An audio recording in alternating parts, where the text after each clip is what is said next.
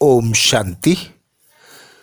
14 जनवरी 2023 प्रातः मुरली बाप दादा मधुबन। बाबा बोले, मीठे बच्चे, अभी तुम्हारी काया बिल्कुल पुरानी हो गई है। बाप आए हैं तुम्हारी काया कल्प वृक्ष समान बनाने। तुम आधा कल्प के लिए अमर बनते हो। बाबा समझाते, मीठे बच्चे, अभी तुम्हारी काया बिल्कुल पुरानी हो गई है। बाप आए हैं तुम्हारी काया कल्प वृक्ष समान बनाने। तुम आधा कल्प के लिए अमर बनते हो, अर्थात स्वयं भगवान निराकार पिता परमात्मा हम बच्चों को मुक्ति, जीवन मुक्ति अर्थात सद्गति देने आते। तो बाबा कहते, अब यह तुम्हारा अंतिम 84वां जन्म है। इस अंतिम जन्म में तुम बाबा के बनते हो और बाबा सम्मुख बैठ तुम बच्चों को ज्ञान और योग से तुम्हारी जो काया काली हो गई है उसे गोरा बनाते। बुद्धि जो पत्थर बुद्धि बन गई है उसे पारस बुद्धि बनाते, जिसके आधार पर तुम आधा कल्प अर्थात 21 जन्मों के लिए अमर हो जाते हो। इसीलिए बाबा रोज समझाते हैं, यह तुम्हारा अंतिम जन्म है, अब सबको मरना है। बेहद का बाप ही आकर पवित्रता की प्रतिज्ञा कराते, हथियाला बंधाते।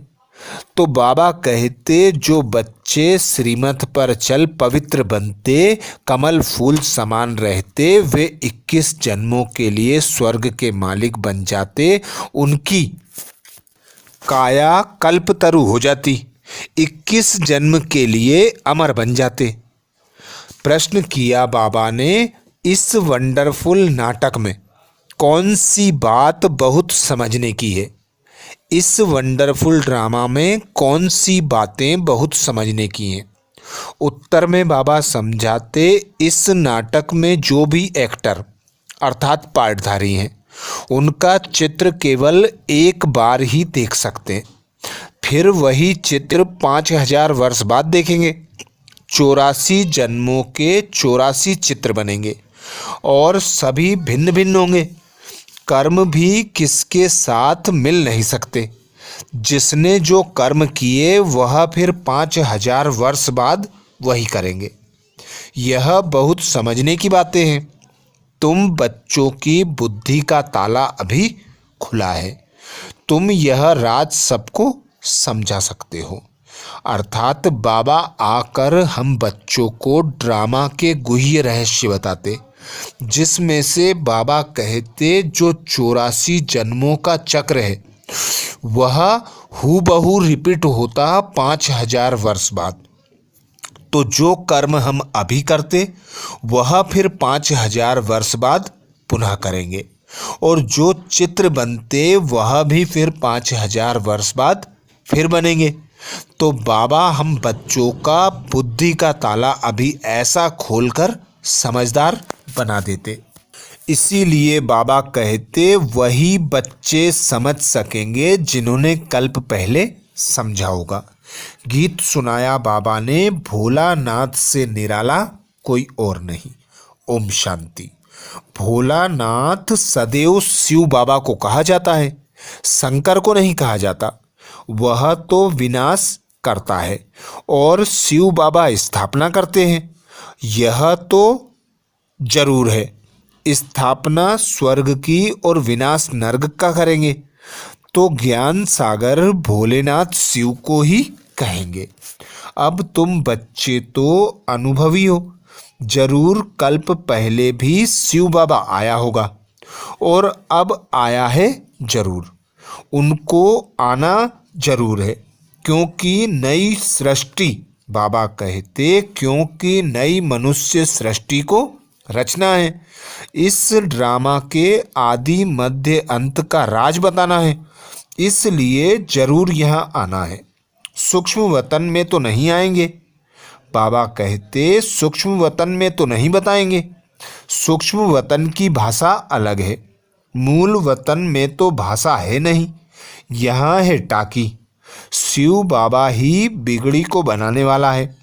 जब सृष्टि तमो प्रधान हो जाती है तो सबको सद्गति देने वाला भगवान कहते हैं कि मुझे आना पड़ता है। यादगार भी यहाँ है। इस नाटक में जो जो मनुष्यों के चित्र हैं वह एक बार ही देख सकते हैं। ऐसे नहीं कि लक्ष्मी नारायण के चित्र चेहरे सतयुग के सिवाय कभी भी कहाँ देख सकते हैं। वह पुनर्जन्म लेंगे तो नाम रूप भिन्न हो जाएगा। वही लक्ष्मी नारायण का रूप एक बार देखा फिर 5000 वर्ष बाद ही देखेंगे। जैसे गांधी का हूबहू चित्र फिर 5000 वर्ष बाद देखेंगे। अतः मनुष्य हैं जो भी मनुष्यों के चित्र अब देखे हैं वह फिर 5000 वर्ष के बाद देखेंगे। 84 जन्मों के लिए 84 चित्र बनेंगे और सभी भिन्न भिन्न होंगे। कर्म भी किसके साथ नहीं मिल सकते। जिसने जो कर्म किया वही कर्म 5000 वर्ष बाद फिर करेंगे। यह बहुत समझने की बातें हैं। बाबा का भी चित्र है। हम समझते हैं जरूर पहले पहले सृष्टि रचने वह आया होगा। तुम्हारी बुद्धि का ताला अब खुला है, तब तुम समझते हो। अब फिर औरों को भी बाबा कहते अब फिर औरों का भी ताला ऐसे खोलना है। निराकार बाप जरूर परम धाम में रहते होंगे, जैसे तुम भी सब मेरे साथ रहते हो।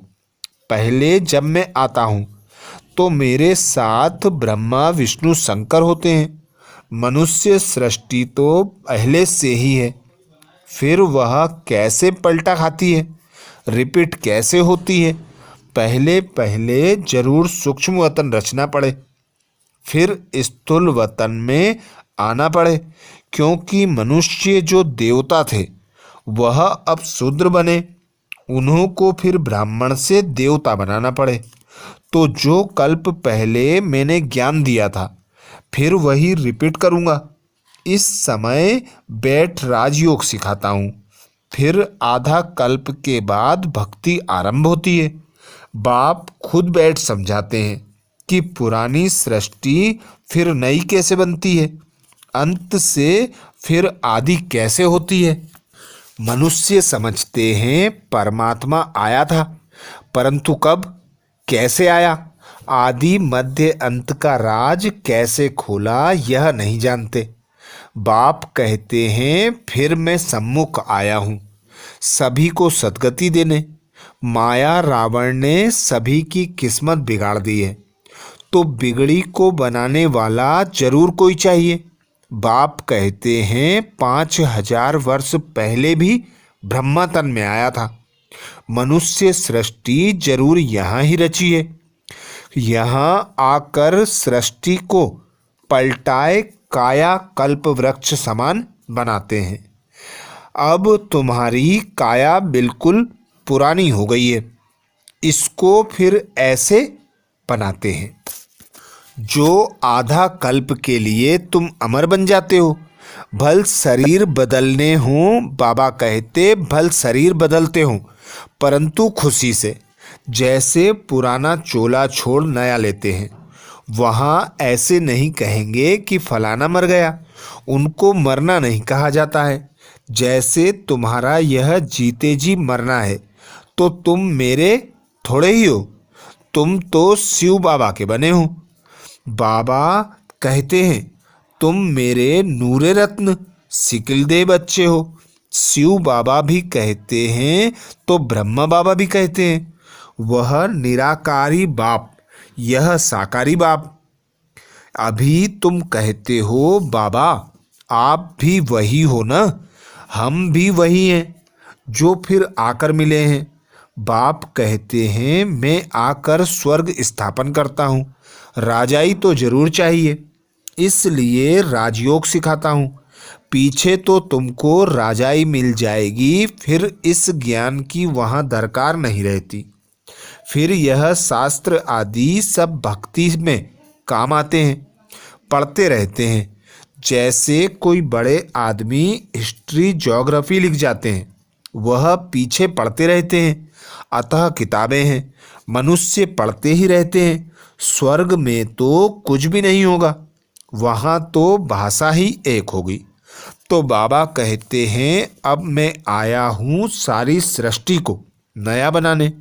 पहले नई थी, अब पुरानी हो गई है। मेरे सब पुत्रों को, बच्चों को माया ने जलाए राख कर दिया है। वह दिखाते हैं सागर के बच्चे। ज्ञान सागर तो बरोबर है, उसके तुम बच्चे हो। भल बच्चे तो वास्तव में सभी हैं, परंतु तुम बच्चे अब प्रैक्टिकल में गाए जाते हो। तुम्हारे कारण ही बाप आते हैं, कहते हैं मैं आया हूँ फिर से तुम बच्चों को सुरजित करने। जो बिल्कुल काले पत्थर बुद्धि बन गए हैं, उनको फिर से आकर पारस बुद्धि बनाता हूँ। तुम जानते हो इस ज्ञान से हम पारस बुद्धि कैसे बनते हैं। जब तुम पारस बुद्धि बन जाएंगे, तब यह दुनिया भी पत्थर बुद्धि से बदल पारस बुद्धि बन जाएगी, जिसके लिए बाबा पुरुषार्थ कराते रहते हैं। तो बाबा को जरूर मनुष्य सृष्टि रचने के लिए यहाँ ही आना पड़ेगा ना। जिसके तन में आते हैं, उन द्वारा मुख वंशावली बनाते हैं। तो यह हो गई माता। कितनी गुह्य बात है तो यह मेल। इनमें बाबा आते हैं तो यह माता कैसे हुई, इसमें मूंझेंगे जरूर। तुम सिद्ध कर बतलाते हो कि यह मात पिता ब्रह्मा सरस्वती दोनों कल्प वृक्ष के नीचे बैठे हैं, राजयोग सीख रहे हैं। तो जरूर उन्हों का गुरु चाहिए। ब्रह्मा सरस्वती और बच्चे सभी को राजऋषि कहते हैं, राजाई के लिए योग लगाते हैं। बाप आकर राजयोग और ज्ञान सिखलाते हैं, जो और कोई भी सिखला ना सके। ना कोई का राजयोग है, वह तो सिर्फ कहेंगे योग सीखो। हठ योग तो अनेक प्रकार के होते हैं, राजयोग कोई भी सिखला ना सके। भगवान ने आकर राजयोग सिखलाया था। कहते हैं हमको कल्प कल्प फिर आना पड़ता है, जबकि मनुष्य सृष्टि नई रचनी है। प्रलय तो होती नहीं। अगर प्रलय हो जाए तो फिर हम आवे किस में, निराकार क्या आकर करेंगे। बाप समझाते हैं सृष्टि तो पहले से ही है, भक्त भी हैं, भगवान को बुलाते भी हैं। इससे सिद्ध है कि भक्त हैं। भगवान को आना ही तब है जब भक्त बहुत दुखी हैं। कलयुग का अंत है, रावण राज्य खत्म होना है, तब ही बाबा कहते मुझे आना पड़ता है। बरोबर इस समय सभी दुखी हैं। महाभारी लड़ाई सामने खड़ी है। यह पाठशाला है, यहाँ एम ऑब्जेक्ट है। तुम जानते हो सतयुग में लक्ष्मी नारायण का राज्य था, फिर सिंगल ताज वालों का राज्य हुआ, फिर और धर्म वृद्धि को पाते गए, फिर राजाई आदि बढ़ाने के लिए युद्ध आदि हुए। तुम जानते हो जो पास्ट हो गया वह फिर रिपीट होगा, फिर लक्ष्मी नारायण का राज्य आरंभ होगा। बाबा वर्ल्ड की हिस्ट्री ज्योग्राफी का राज पूरा समझाते हैं, डिटेल में जाने की दरकार नहीं। जानते हैं कि हम सूर्यवंशी हैं, तो जरूर पुनर्जन्म भी सूर्यवंशी में ही लेते होंगे। नाम रूप तो बदलते होंगे, माँ बाप भी दूसरे मिलेंगे। यह सारा ड्रामा बुद्धि में रखना है। बाप कैसे आता है वह भी समझ लिया। मनुष्यों की बुद्धि में वही गीता का ज्ञान है। आगे हमारी बुद्धि भी वही पुराना गीता का ज्ञान था। अभी बाप गुह्य बातें सुनाते हैं, जो सुनते सुनते सारे राज समझ गए हैं। मनुष्य भी कहते हैं आगे आपका ज्ञान और था, अब बहुत अच्छा है, अब समझ गए हैं कि कैसे गृहस्थ व्यवहार में रहे कमल फूल समान बनना है। यह सबका अंतिम जन्म है, मरना भी सबको है। खुद बेहद का बाप कहते हैं तुम पवित्र बनने की प्रतिज्ञा करो तो 21 जन्म के लिए स्वर्ग के मालिक बनेंगे। यहाँ तो कोई पदमपति है तो भी दुखी है। काया कल्पतरु होती नहीं, तुम्हारी काया कल्पतरु होती है। तुम 21 जन्म मरते नहीं। बाप कहते हैं यहाँ आएंगे भी वही जो सूर्यवंशी चंद्रवंशी काम चिता पर बैठ सांवरे हो गए हैं। इसलिए राधे कृष्ण श्री नारायण सबको सांवरा दिखाते हैं। अभी तो सभी सांवरे हैं, काम चिता पर बैठने से सांवरे हो गए हैं। अब तुमको काम चिता से उतरकर ज्ञान चिता पर बैठना है। विष का हथियाला कैंसिल कर ज्ञान अमृत का हथियाला बांधना है। समझाना ऐसे है जो वह कहे कि तुम तो शुभ कार्य कर रहे हो। जब तक कुमार कुमारी हैं तो उनको मूत पलीती नहीं कहेंगे। बाप कहते हैं तुमको गंदा कभी नहीं बनना है। आगे चलकर ढेर आएंगे, कहेंगे यह बहुत अच्छा है। ज्ञान चिता पर बैठने से तो हम स्वर्ग के मालिक बनेंगे। अक्सर ब्राह्मण ही सगाई कराते हैं। राजाओं के पास भी ब्राह्मण रहते हैं। उन्हों की राजगुरु बाबा कहते, उन्हों को राजगुरु कहते हैं। आजकल तो सन्यासी भी हथियाला बांधते हैं। तुम जब यह ज्ञान की बातें सुनाते हो तो लोग बहुत खुश होते हैं, झट राखी भी बंधवा लेते हैं। फिर घर में झगड़ा भी होता है, कुछ सहन तो जरूर करना पड़े। तुम हो गुप्त शिव शक्ति सेना, तुम्हारे पास कोई हथियार नहीं है। देवियों को बहुत हथियार दिखाते हैं। यह सब हैं ज्ञान की बातें। यहाँ है ही योग बल की बातें। तुम योग बल से विश्व की बादशाही बाबा कहते लेते हो। बाहुबल से हद की राजाई मिलती है। बेहद की राजाई तो बेहद का मालिक ही देंगे। लड़ाई की तो कोई बात ही नहीं।